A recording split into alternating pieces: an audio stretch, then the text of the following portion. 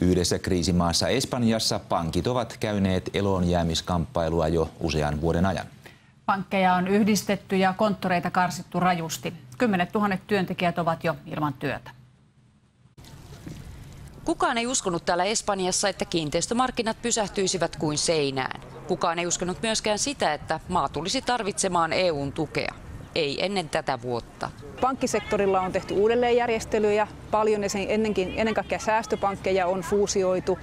Useat niistä on listautuneet pörssiin ja näistä yksi suurimmista pankkia usean säästöpankin yhdistymä, joka vielä tuloslaskelman mukaan teki hyvää tulosta vielä vuodenvaihteessa, niin tänä keväänä sieltä sitten todettiin, että taseessa onkin noin 19 miljardin musta aukko.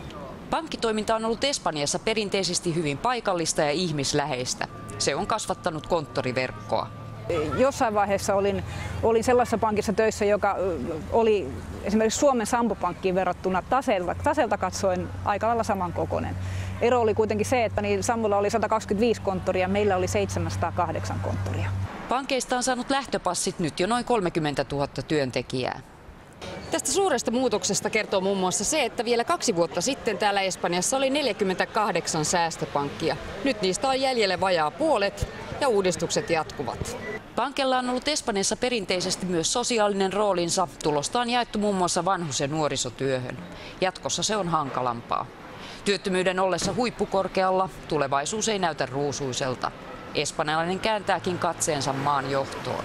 Hombre, ahora con el cambio de gobierno que hay, pues habría que trabajar más horas, aguantar y gastar menos.